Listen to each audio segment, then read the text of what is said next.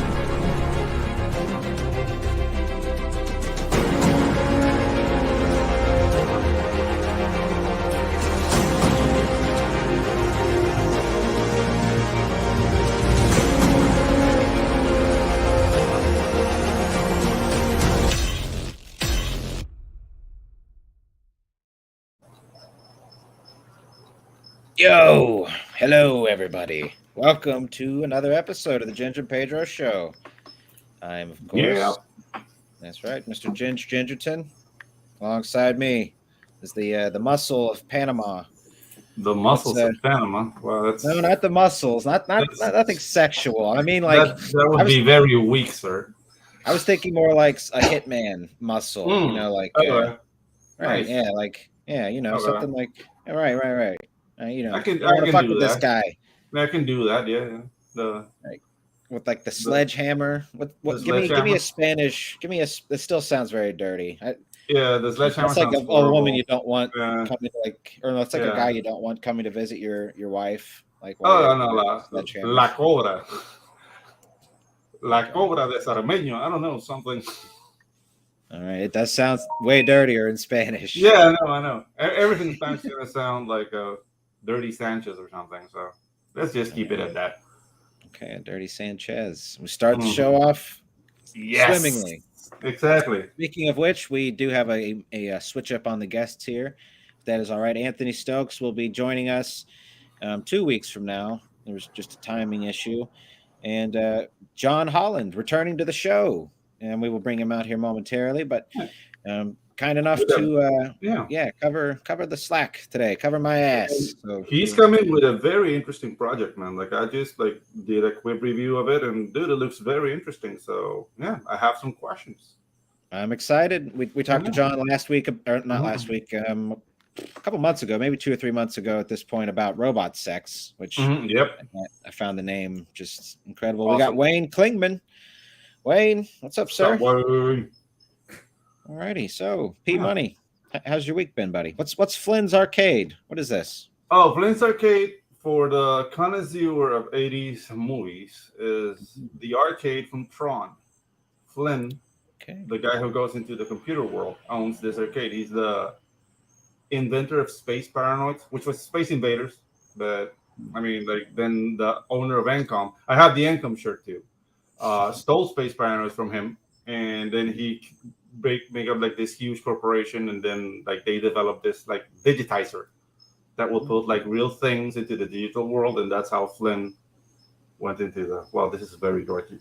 He went into the digital world and met Tron, which was a computer program. Yeah. Awesome movie. Yeah, I mean, you've sold it to me. I believed every second of that, and I actually like Tron a good bit. I even like Legacy, and I'm actually Tron Legacy. I'm tentatively excited for maybe this new one, but let's get our guest out here. Let's see if he can hack into the mainframe here. We'll digitize him in. Ladies and gentlemen, Mr. John Holland. Hey, how are y'all doing? What's up, Good, John? buddy. Thank you for joining us, sir. Sorry for that segue. If you see me looking down at the ground, I've just got a new puppy a couple of weeks ago. Nice. She's driving me crazy. As puppies do, man. Yeah, she was just chewing on my feet a minute ago. I had to kind of push her away. Oh, I think you've been sharing some pictures of her Wednesday, right? Cute. Oh yeah, yeah. I've probably overshared some pictures. Yeah. No, she's adorable. Yeah. Yeah. Could be sharing worse pictures of things, I guess. Your feet, pictures of your feet, like a lot of those. Oh, definitely. I mean, that has a market. It doesn't. The feet pictures have a market, but it's not here. Maybe a print option available, John, with the next campaign, a picture of your feet. Yeah, that'll go over real well. Yeah, that's. All right, fair enough. It's maybe not the market you want to build, anyways. Those fans, wrong target. Yeah. You want people there for the story. All right, Wayne says he's doing great. Lovely. Hey, good to hear, buddy. Awesome, Wayne. Yeah, John, how are you doing, sir? How's life? I'm doing pretty good. It's been a little stressful. Getting a new dog at the same time I'm getting starting a Kickstarter and everything else was probably not the best laid plans. Just a lot of stuff. A lot of stuff. Been busy the last few weeks. Yeah, definitely. One of my dogs had puppies actually a little over a year ago now. So, and I've got 3 of them still. So, which makes me a madman because I've just got 4 dogs now, and it is hell on earth. But I can't do it with one dog. Unless you're planning a hunting party, 4 dogs doesn't make any sense. Thankfully, I have I just got lucky with the yard I'm on. It's not like I'm big dicking balling over here. It's just, thankfully, we have the room for it. But otherwise, it would be just not. Honestly, it was like hard to let them go because 2 of them, one of them I was going to keep, and then another one got really close with like the dad dog, and we felt like just Binky is his name. And we really felt like horrible, right? You can't separate Binky from his dad. I was like, so fucked up. And then we just kept the last one because I'll be honest, I liked her and was like, all right, you're mine now. So hey, we have Puma Fist in the chat. What's up, sir? Hello, Puma Fist. What's up, buddy? What's up, witches and warlocks? Puma Fist turning in. All right, a Puma Fist. I don't want to get punched with that. It's probably very quick. That sounds like kung fu stuff, going like. If I may sort of just waste a bit more of our time here. When I was like 15 or so, it's when I was like, me and my cousin spent a summer getting like heavy into just whatever anime we could get our hands on. And that also, we also did Taekwondo as kids together, just for like, a brief period of time. But ultimately, like, you just do the thing kids love to do, which is beat each other up in the yard. But that summer, we both developed our own fighting styles. And I did then and still do have a fascination and just deep love and respect for penguins. And developed the Fist of the Penguin, which involves no fist. It's all flipper. You just, you just kick the shit out of people. It's a slapping technique. Yeah, nice. Yeah.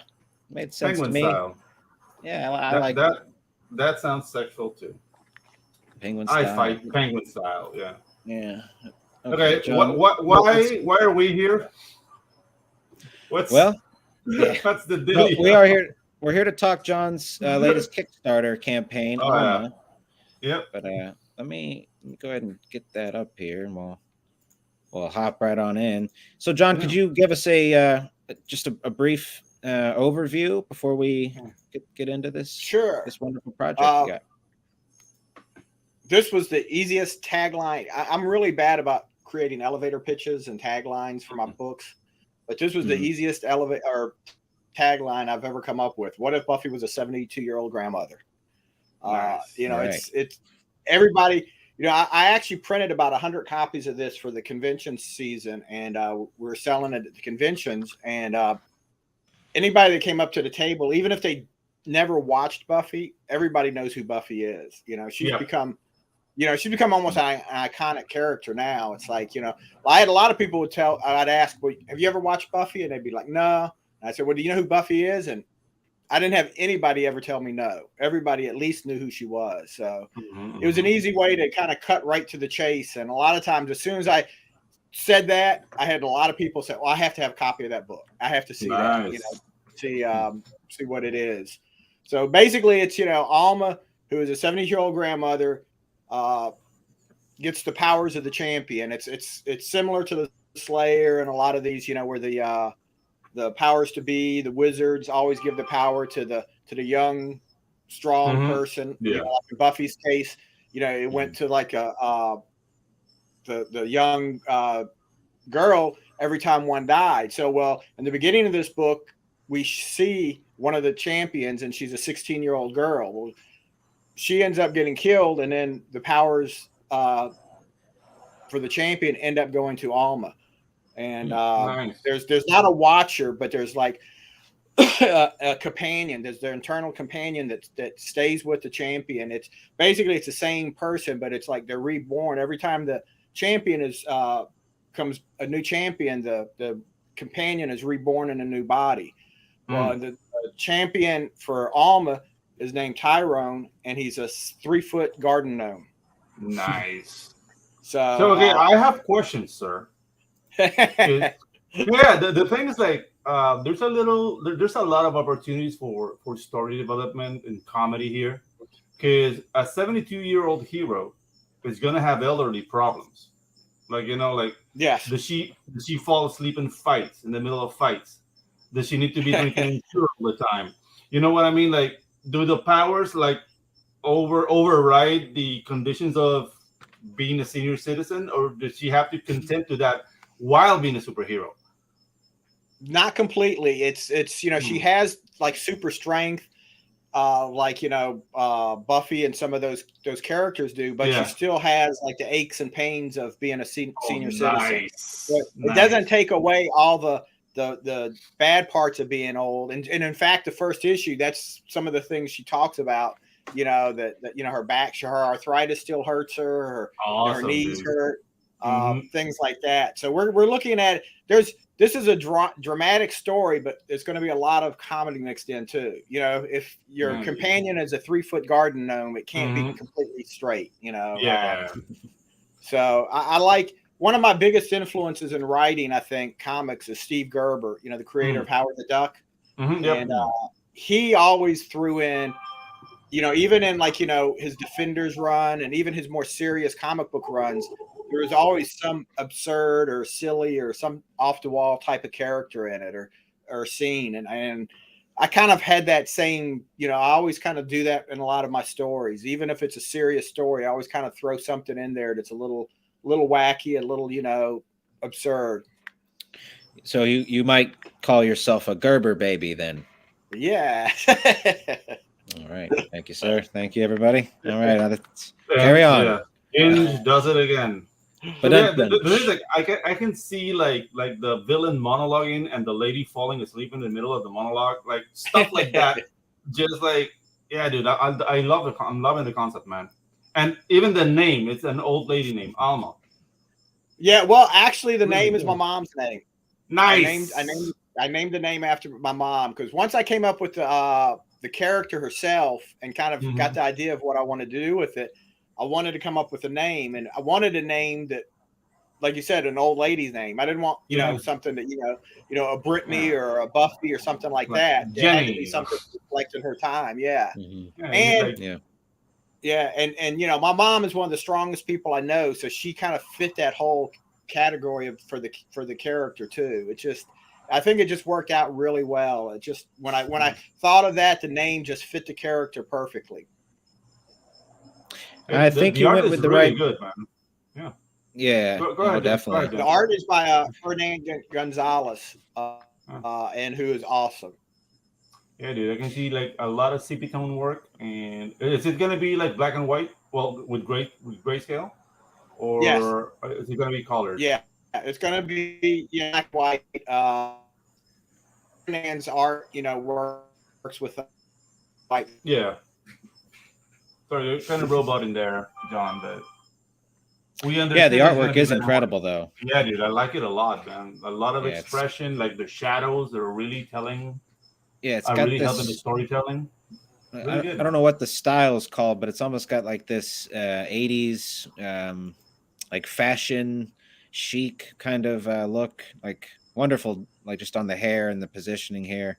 Sort of looks like Yeah. some old like advertisement Yeah, style. the position of the shoulder gives Right. the character this cockiness of like, yeah, I'm the Yeah. shit, you know. So yeah, I like it. It's very You got subtle, this but guy. really well done. Yeah. Very nice. But no, Yeah, I was just gonna Hernan's say, I already think you drawn went. 3 different covers for the first issue. All right. Are they up here on the campaign?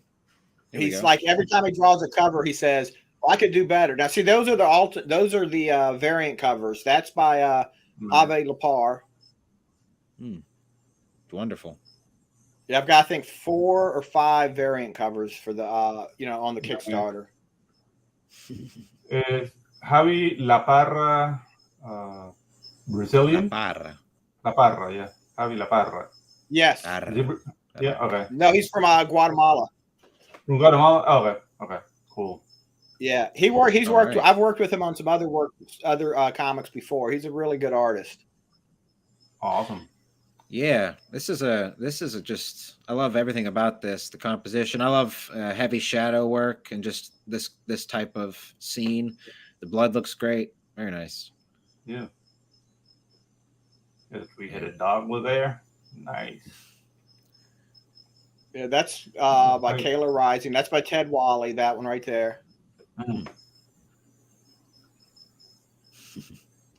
Looking very menacing, really. Here, this guy. What's the gnome's name again? I'm sorry. Tyrone. Tyrone. All right. Hey, dude. He's giving me some Jackson vibe. Like, say what again? Say what again? I dare you. I double dare you. Yeah. Nice. And the next one, that's by Robbie Musso, who did comic work on the Transformers and works for Hasbro. Nice. Very cool. Very cool. I like the colors in this one. Very psychedelic. How do you source your artists, John? Yeah. Some of them, Robbie and I have known each. Robbie actually worked for me when he was 16 years old, so I've known Robbie for a long time. The other artists mainly through Facebook, to be honest. Yeah. All right. Awesome. Seems like it's treating you well. Oh yeah, I know Facebook has a lot of problems, but without it, I wouldn't have found almost all my artists. It's been it's been a good way to find artists. Is there a couple groups that you're in, like specifically that you trust a lot, or 2 different ones I go through? Like I think it's like writers or artists connecting with writers. Just different. I couldn't even think of the names for them. I just go through a few. Now that's Hernan's most recent cover for Alma. That cover has gotten a lot of people have reacted to that. I think he outdid himself on that one. Yeah, it's very powerful. Yeah, love the color. And the storytelling of the cover, like in itself, just the image is telling you something. Like her expression, the hands coming towards her, like how she's gripping. It's just like gets you curious. I like it. Hey, Tyrone plushie. Nice. And then we have I actually have a Tyrone plush. All right. Very cool. Are these limited amount, or how many of these do you have? The plushie.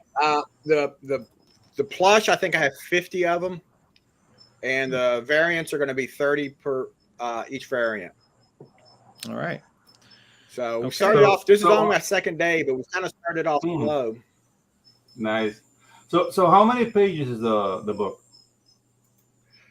The actual comic is going to be at least 40 pages. I've got 24 pages of the story. I wrote another 8-page story to go with it. We're going to have a letter page in it. We've got pinups in it, and I've also got almost in it. I've got 4 pages of like recipes from Alma. All right. Nice. So these are your it's going to be at least 40. I'm thinking. Yeah, they're my mom's. They're actually my mom's recipes. You know, awesome, dude. You wouldn't want my So recipes. Cool. That's awesome, dude. But it's going to be right now. It depends on how big the letter pages end up. It's probably going to be about 44 pages, but it could be a little longer because I'm starting to get a few letters in. I reached out to a bunch of people, and people are starting to write me letters for it. So I always loved a letter page in a comic, so I really wanted a letter page in the comic, and I wanted it to be more than 24 pages because for a Kickstarter comic $5, you'll lose your money between shipping and everything else. So the comic is $15, but you're getting like at least 44 to 48 pages. I wanted something where people felt like they were getting their money's worth on it. Yes, I completely agree, and I think 15 for the base tiers, especially for that page count, and all in all, I'd say that's a very fair. Very fair. This is so. Which one is the main cover then? So is that up here or did I miss it? Go all the way to the top. Yeah, no, it's yeah. on the very top. That's going to be that one right there. That's going to be the for the regular cover. All righty, let's go ahead and kick this trailer off here. Good, all right.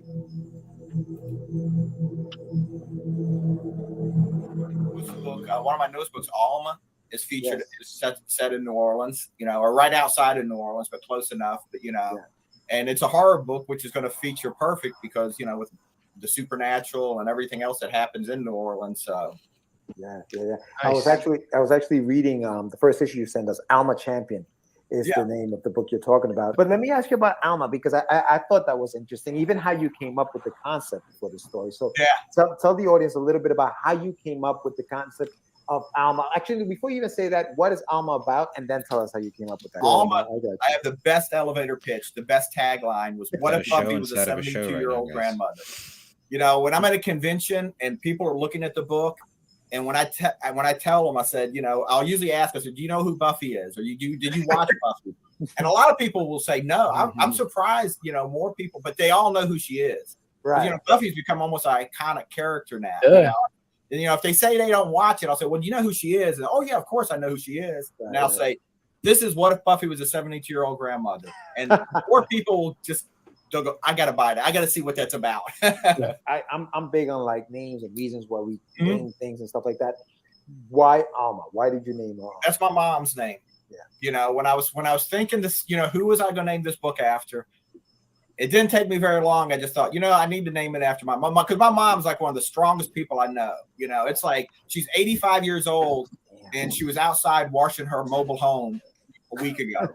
Wow. In this heat, it's like. And then she was complaining because she was having trouble getting up and down. I was like, well, of course, you were just outside, This is like the last several she's like, she doesn't let anything stop her, So I was like, if I'm going to name, if this character is, going to be strong and like, that type of character, I said, I'm naming it after my mom.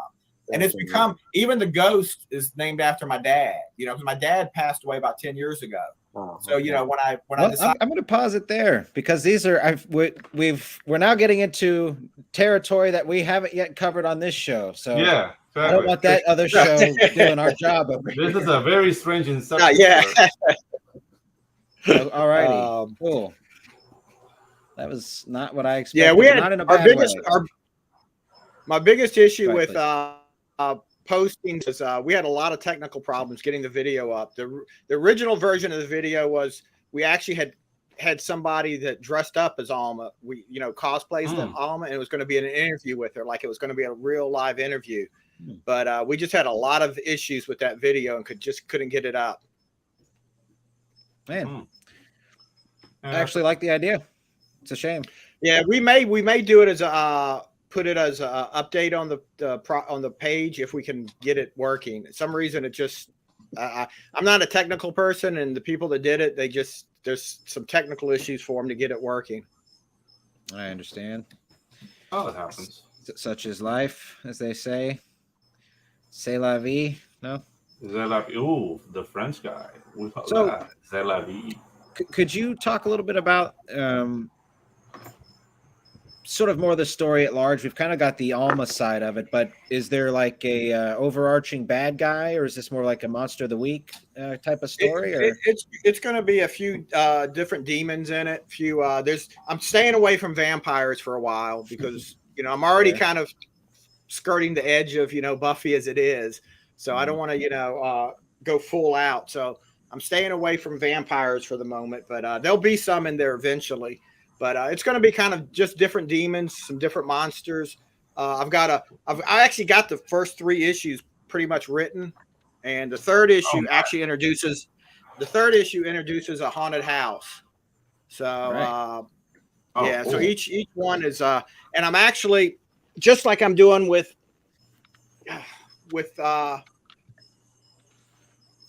Alma. Or like kind of in the same version with Buffy.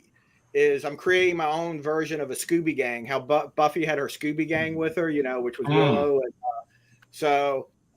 the second issue brings back her husband as a ghost, who is actually modeled kind of after my dad. His name is going to be Frank, which was my dad's name. Then that's so cool, man.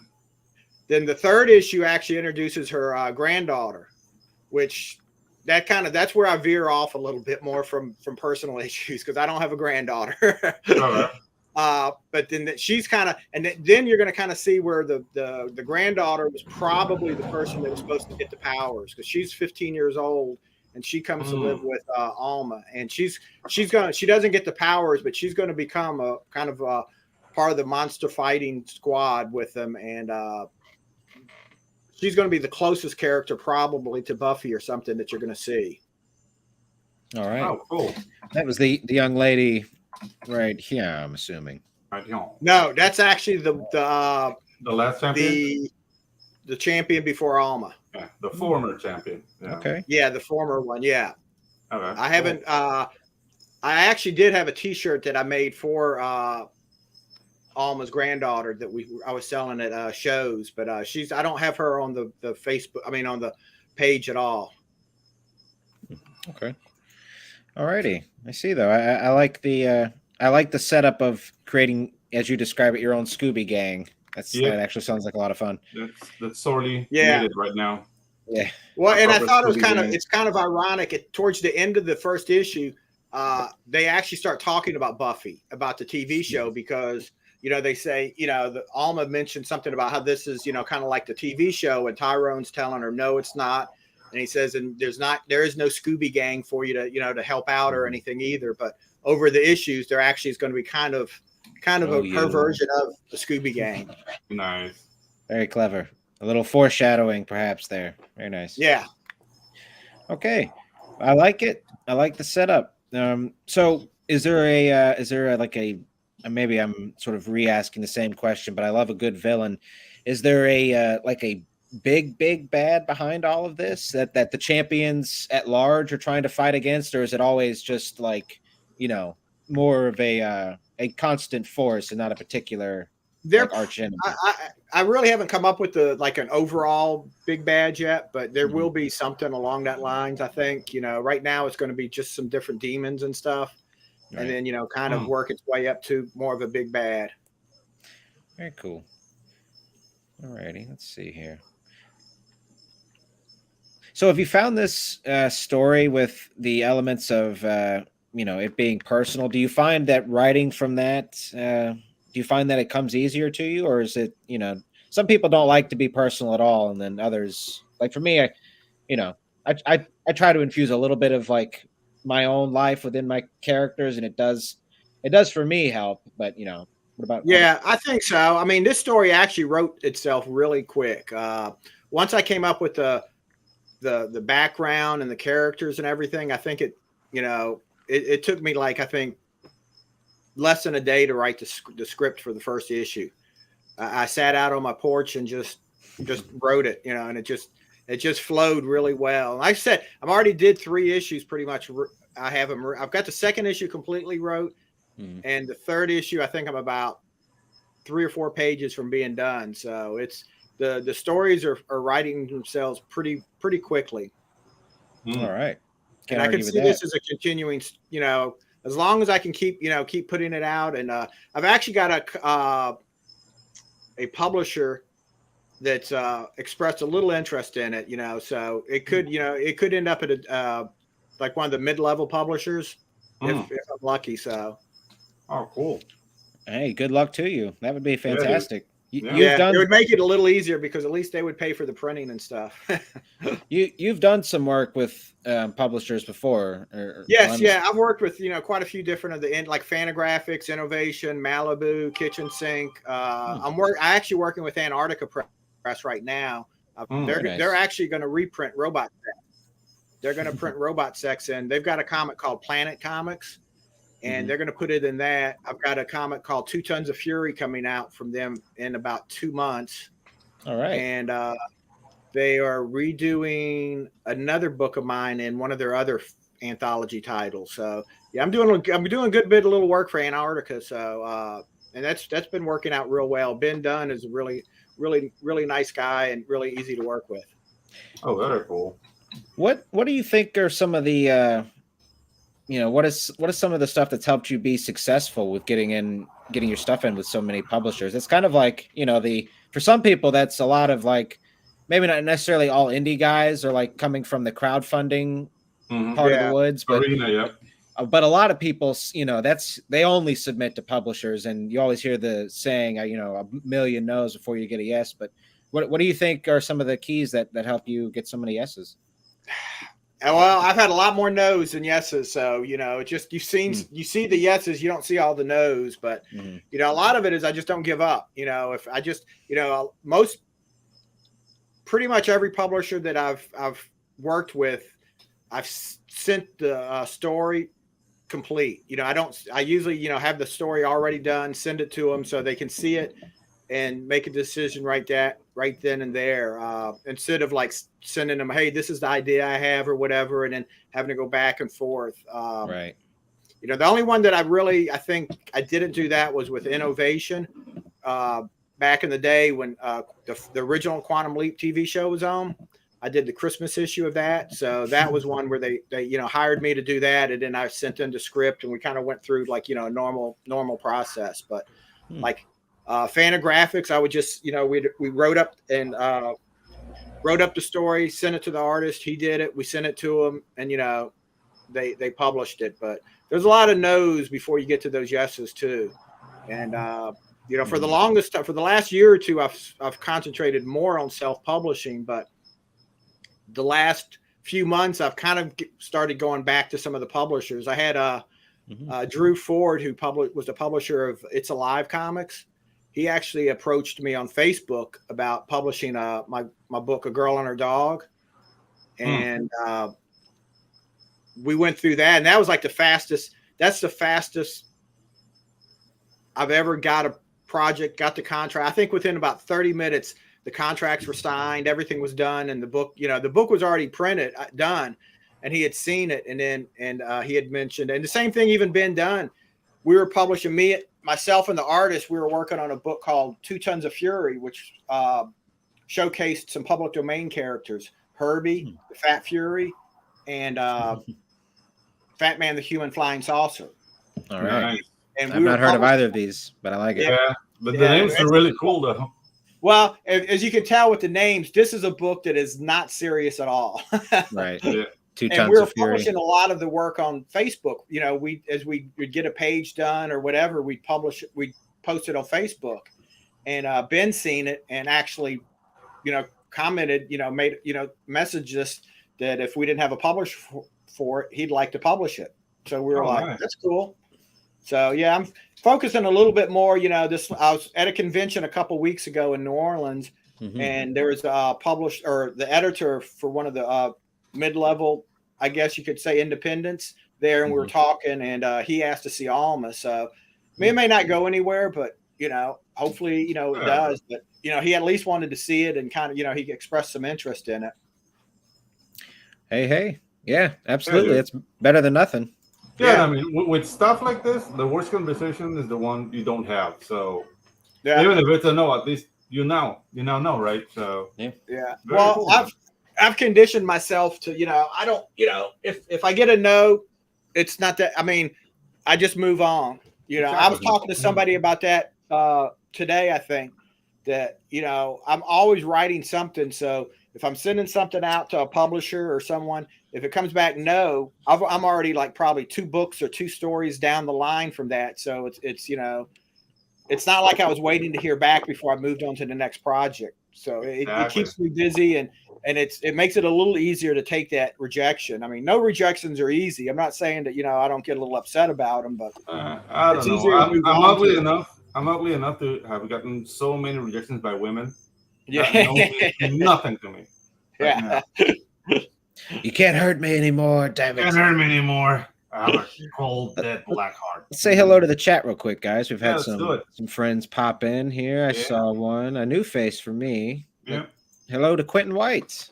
So he does look like Doc. You do look like a friend of the channel over here. Yeah. Friend of the network. Let's see. Joseph Dredd. Nobody break the law. Joe's in town. Yeah. Thanks, Joe. Thanks for coming by, buddy. Red Dress Press. There's been some business about Chris. That's you heard Chris, man. Right. Wearing a dress. All right. Dude, I mean, I want to openly congratulate him for getting his 1,000 subscribers. Now he has to wear that dress, and we're all giddy about it. Okay. So, hey. Congrats, sir. Hey, I like it, actually. That's a respectable reason. It's not just for the sort of the hell of it. No. I mean, I know he does it on his spare time, but now it needs to be official. He has to film it. He has to walk up in New Orleans, and he's adding stuff to the challenge. So I told him, like, good, you keep this up, you're gonna like end up slow dancing with a five security guard at the Home Depot or something, and with that red dress on. Yeah, it's basically that old saying: if you're good at something, don't do it for free. So I'll bet you do like it, you ginger degenerate. I hope I don't. Yeah. Get me. Okay, so what happened if you see it and you get like aroused, like for real? I won't tell a soul. I'll tell you that much. You'll never know. No one will ever know. It's not going to happen, but it'll be a secret that dies with me. That will go to the grave with you. Okay, cool. But Joseph Dredd chimes in here. Ninja High School was one of the first comic books that I bought. Oh, nice. All right. Yeah, Ben Dunn and Antarctica Press has been around for like forever. I think they were back in the 80s, so they've been around for a long time. I've only heard of Antarctic Press within basically getting into comics as a creator over the last couple of years. I guess that says more about me as a reader, but okay, very nice. Yeah. Ninja High School. I would have loved to have gone there. Can't argue with that.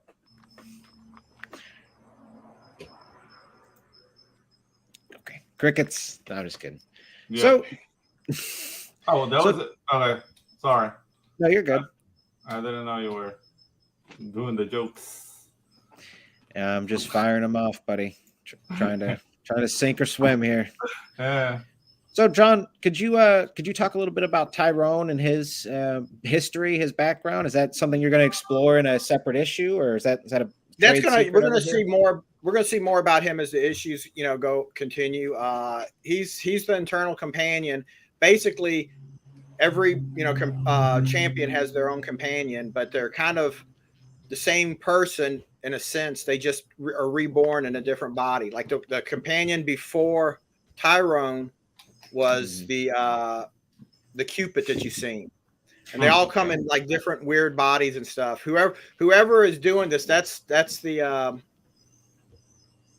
companion before Tyrone. So none of them are like typical, what you would expect as a companion to the champion. So did the champion choose the shape of the companion, like in Ghostbusters? Okay. No. Because in fact, when Alma passes out, she's in her garden when she gets the powers and she passes out. When she wakes up, she thinks she had a stroke, and especially when she sees a talking garden gnome, she really thinks she's had a stroke. She's like, she's not sure if she's not in the hospital bed right now, just imagining everything. Yeah, it would be a shock for anybody, I think, really. just like accidentally touched some mushrooms out in the garden, and now your gnome has come to life. Oh, dude, the elderly and drugs. Right. Well, no better time, really. You know what I mean? Exactly. What else are you doing? Fuck it. Exactly. Like, I'm just responsibilities. Whatever. Alrighty, cool. So let's see. What else haven't we covered, John? What tell us some more, buddy. I need to get some people to pledge. I've started off really slow. I'm only up to like about $360 after 2 days. So okay. Well, I've never did a Kickstarter before, so I don't know if that's. I really don't know how well that is, but I've been holding off doing a Kickstarter until now. So I've got 30 days. So hopefully it'll pick up. I'm only asking for I forgot how much I'm asking for now. I think $5,000. Yeah, 4,500. Yeah, yes. 4,500. Yeah, 4,500. Yeah. So yeah, dude, yeah, we'll spread the word. Yeah, we'll spread the word, and guys, like if you like what you see, back it, and dude, spread the word. Like this is a worthy campaign. The book looks awesome, man. So yeah. Let's get the word out. Absolutely. If Pops, if you want to, like I said, it's got a lot of pages. It's going to be worth. I think it's going to be worth its money. If nothing, it's just worth its money for the art. Hernan's done an awesome job. And it's going to be a continuing series. So, if we get this back, then we can afford to, do the second issue and, just keep moving on. Awesome, dude. Awesome. I like it. And he's talking about assembling a Scooby-Doo gang. So would that include other issues like branching out of this and sort of building your own Justice League kind of idea at some point? I think this is going to keep me busy with this series because I've got so many other. Because I'm still continuing Robot Sex. I've did 2 issues of it. I think when the last time we talked, I only did 1 issue. I've got a second issue that's come out from that already. All right. I'm working on the 3rd issue of that, and I've got a few more books, in the process, or back, that I'm thinking of. So my biggest problem is I'm always coming up with too many ideas and too much stuff to be able to afford to keep putting out. Mm-hmm. Yeah, that's a good problem to have. But yeah, it is. It is sort of like the writer's curse. Really, it's like we get hyped up on ideas and just dive. I mean, deep. to me, the writer's curse would be not finishing one idea when you have another one. And then you're focusing on the new idea and not finishing the last one. Like, dude, I've seen that happen so many times to people, and it's kind of infuriating because it finished something. Yeah. So, yeah. Oh no, I've been there, done that. Where it's like I've got so many ideas. It's like, oh no, I got to start on this. But I've learned to at least finish things. I got to at least get something finished because otherwise, it's just you're just doing nothing, getting nothing done. Yeah, you don't want to be the man with the premises. That's not a place you want to be. Yeah. The man with the premises. And I'm doing a lot of conventions this year, so hopefully I'll have the book out and be able to sell, at different conventions. I'm going to Atlanta at the end of this month. I'm actually going to Heroes Con in June, the one that's up in South Carolina, which I've been wanting to go to for years, and I just never could get to it. So I'm really going to do a big push on conventions this year and hope to get the word out and get some of these books, different books out too.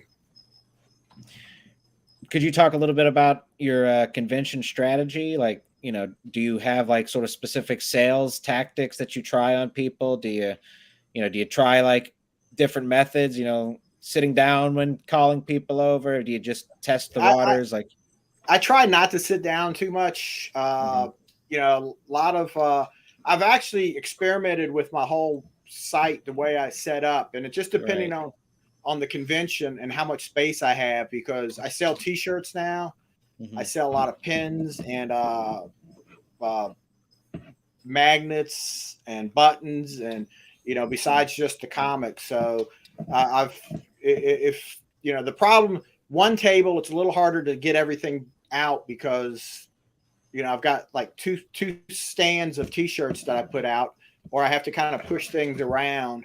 If I have two tables, it's a little easier. But some of these conventions, I can't afford more than one table because some of these tables are like couple $100. Yeah. So, but I try to stand out in front of the table most of the time, or if I'm behind the table, I'll still try to stand. Every now and then I've got to go back and sit because it gets tiring after 8 hours of standing. But I like to try and stand in front of the table, greet everybody that comes up, talk to them, and just and go from there. Kind of feel them out, see what they're interested in. A lot of people will see. Like I said, Alma's a good one where when they walk up and they see it, I ask them about Buffy, and that been really easy. I've got my book on voodoo or Marie Laveau. That attracts a lot of attention because everybody likes voodoo or is kind of fascinated by it. So yeah, it just I just go from there and just try to talk to them. I'm not a person that really gets out there and talks to people, so I kind of have to push myself to get out there and greet them and that's why I don't like to sit behind the table, because it's too easy to just kind of sit back there and let them be the first one to make the contact and a lot of people and become a wallflower. Yeah, right. Yeah, it's probably like a bit of just sort of getting into that kind of like customer service, like just standing out there and being a smiling and that's face. what I did for 40 something years of my life. I was in retail, so right. I'm used to talking to customers, if nothing. I imagine it's probably helpful, just sort of getting past that, because I think I don't know if a lot, but there are a lot of artists and writers that are, would be wallflowers, just because it's easier. But yeah, having that ability to switch over. Like, I can't talk to people. Shut up. Yeah. Nowadays you have to, because there's, when you go to a convention, there's so many other people and not even just comic people nowadays. You go to the bigger conventions, you've got movie stars and TV stars and all these other people that people are. And cosplayers, man. Exactly. And if you can't talk and, you can't get that, word out, they're just going to walk by your table. Yeah. You ever show any skin out there, John? You ever just thought about that would throw them the other way. They'd run the other way. Hey, all right, fair enough. We talked about here. We talked about getting a booth bay for me, for Alma, like get a 85 or 72-year-old woman out there to be my booth bay. Dude, I think if you found the right lady to play as, I don't know how Alma's portrayed, but I could actually see it working. I have your 72-year-old lady right here. Let me just look for it. Yes, sir. Let's say Neo Star real quick. What's up, brother? Thanks for coming by, Stefan. The brilliant star that shines through the night. The hot grease that deep fries evil. Riser man stands before you. All righty. So, okay. Grease. Hello to Mikey Boy Looks at Stuff. Well, Mikey Boy, thank you for looking this direction, my friend. We do appreciate it. Ah, Jesus. Let me find a better picture. Neo Star says lots and lots of cosplayers. I've only ever been to maybe 3 conventions my entire life, and not out of there's just not many that come to my town, and we had one for a couple years, and I only went to it once, but they had a TARDIS, so that was fun. Yeah. Well, I'm branching out. I was pretty much trying to stay local recently, but this year I'm going out. I'm going from Tennessee, Atlanta, Georgia, Florida, and Texas. So, and I've pretty much got conventions in all those states lined up already. So it's going to be a busy. It's going to be a busy first 6 months. I'm on the road at least once every month or twice every month. I imagine it's a lot of driving. Okay, Pedro Rangs. I got your lady. This lady's 70 years old. Wow. Oh. Yeah, from Colombia, and Pata Grisales. She's an actress. And yeah, I don't know what she's doing. She's bathing on children's blood. But she's doing something. Yeah, she's 70 years old. So if you need a book, yes. Absolutely. Yeah. Put this wig on her, and exactly. There you go. I like it. But Neo Star says, I don't know. They may be disappointed when they open the book. Neo Star says, I don't know. A charismatic grandma sounds fun as hell. Is there cookies? Do you do the like? Does Alma bake cookies as a bit in the book? Because I'd stick her out there with a plate of cookies and just, all right, Granny, do your do your best. Not in the first issue, no. Okay, this just in as well. If I may, sorry, Pedro. Sugar Chris says, just seen on Twitter someone named Lotto is selling their cheetah panties in a auction, and it's over $82,000. That is insane. Yeah. Go ahead, buddy. Simping. I don't know, dude. That completely threw me off. I forgot what I was about to say. Is this a man or woman, Lotto? And I mean, what makes these particular set of panties so interesting? Mikey Boy says, I was just talking to Pops about my comics. Y'all out here doing the Lord's work, getting the word out for indie comics. Hey, awesome, dude. Yeah. Thank you, Mikey. Thank you, Mikey. Yeah. Yes, sir. Red Dress says, Chris, is that your mom, Pedro? No, my mom is a little bit darker. And you have to contend with Pale Rider. Like he called dibs on my mom. I call him dad already. Damn. So yeah. Okay. That escalated quickly, but I'm glad the two of you get along. It's always dude, that tough thing. I mean, my mom's 77. I'm still married to my dad, but hey, whatever. It's 2023, right? Yeah. No, I mean, there's the work husband and wife, and now he's got now your mom's got a little piece in the States. So yeah, a little digital hubby. I like it. Okay, so anyways, John, thank you for humoring our shenanigans. Yeah. Okay, so I guess we will go ahead and start wrapping this thing up here. We are coming up on the hour mark. So let's take a look at the perks here. Yeah, dude. We touched briefly on the base tier, but all right. So we've got for $5 here. John, would you like to walk us through the perks? That's going to be the digital version. So for $5, for $15, you get the print version, which the one with the cover that you're seeing right there. So, like I said, it's going to be minimum. It's 40 pages, probably 44 pages. I'm even thinking it may go a little bigger than that, longer than that. So you're getting a good bit for your money, I think. Yeah, I mean, $40 for 40 pages is really good deal, man. Yeah, I agree. Yeah, and it's got the 24-page story in it, and then it's got an 8-page extra story that I just wrote after it, just to put something else in it. So, and which I think turned out real well. Hernan said that he thought the 8-page story was the best thing that he's seen that I've wrote so far. So. Oh, cool. I'll let him, that's his thought, and I kind of liked it. I think it turned out real well. So we'll see. No, there is something about that, getting into like just creating a world and then sort of carving out a little spot in it and exploring it. Yeah. You can get excited about that pretty quickly. Oh yeah, definitely. And then after the $15 is the variants. I think I've got 5 different variants. They're $30 each. And they're going to be only 30 copies of each variant. Oh, nice. Okay. Rock and roll. We're talking about a limited run here, guys. Yeah, man.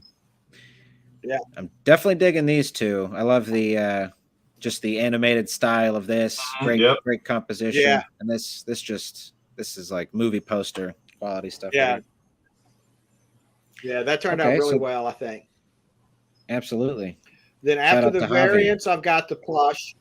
I've got the plush of Tyrone for $50. There we go. And then after the plush, which I think that turned out really well. And then after the plush, I'm doing one of the road. Actually, I wrote with the artist was Javier Lapar, who did that one cover. It was nice.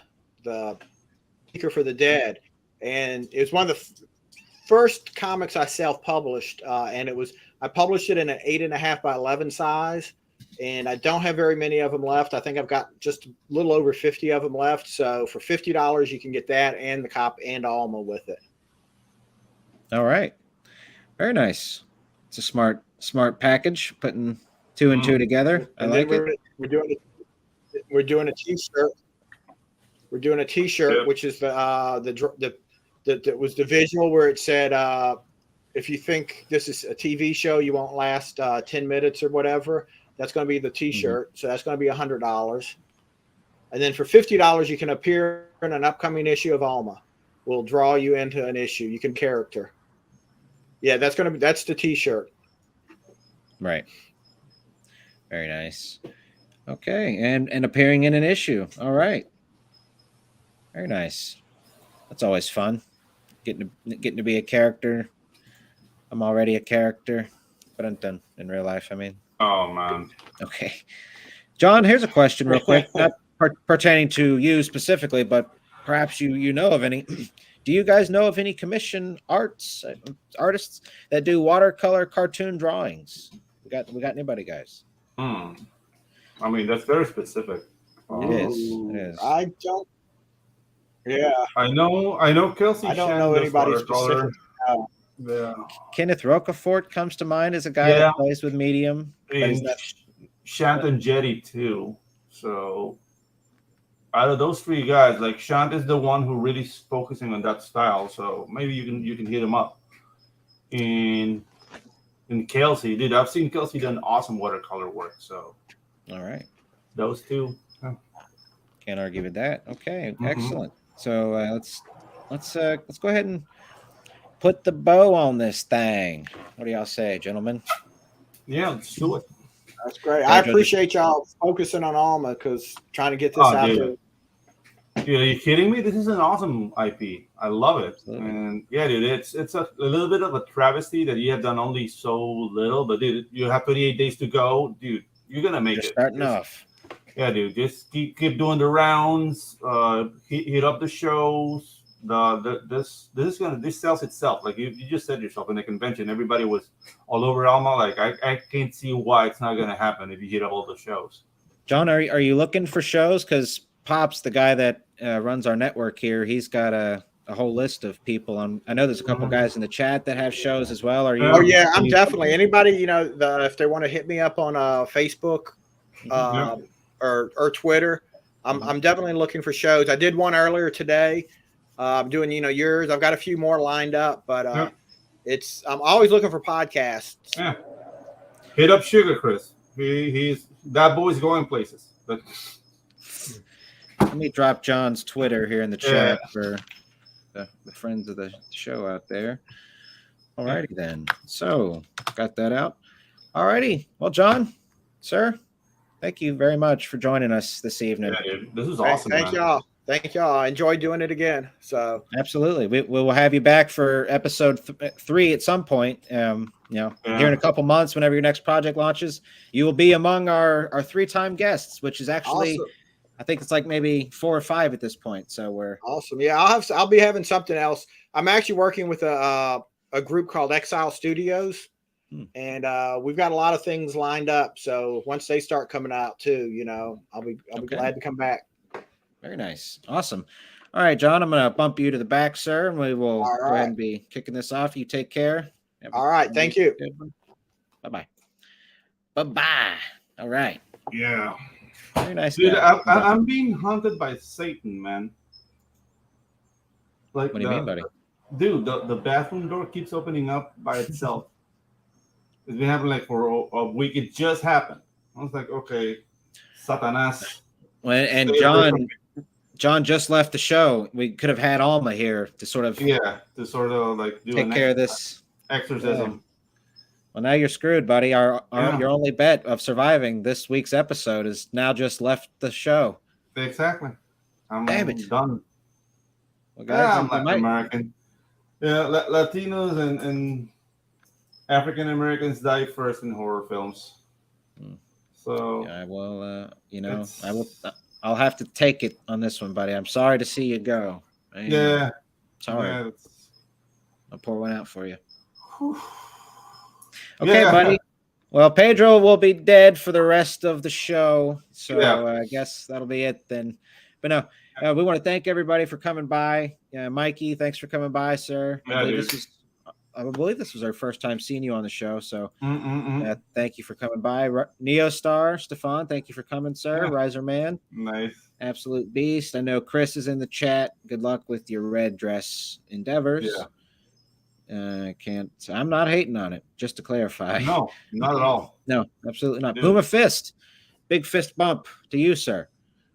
Yep. What else do we got? Any sort of jokes that I can make? Wayne Klingman. Wayne, I hope you held on for the duration of the show, sir. Yeah, definitely appreciate that. That was a cling joke. Clinging on. Okay. All right, everybody. We will catch y'all next week on the Ginge and Pedro show. Pops, yeah. Let's do that. Let's do that.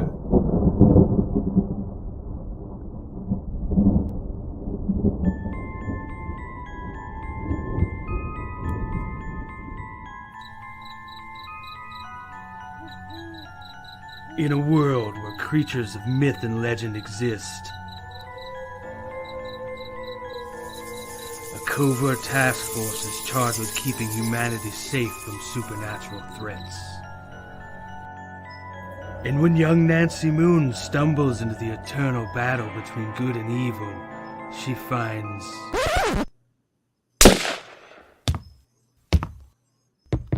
Oh my God, will you shut up? What's happening? Agent Beckett here. Aren't you tired of stuff like that? Want something different? Roll the tape. Whoops. Sorry about that. That's a song I'm writing for my ex. Okay, here we go. Yeah, that's more like it. Alrighty. Welcome to the world of the mythicals. We have it all. Monsters. Magic. Government agents. He's the strong silent type. This guy. Ugh, gross, dude. Get some kind of cream or something. Lots of 90s style action. Pew pew pew. And that strong female lead alluded to earlier. Not to mention a dashing field commander with a great sense of fashion. Look at those glasses. South River Studios presents The Mythicals, Issue 1. Buy it, if you dare. Ugh, will you can it already? How'd you get free? Now beat it before I lose my cool. So what are you waiting for? Sign up today. Like right now. Sign up today on Indiegogo.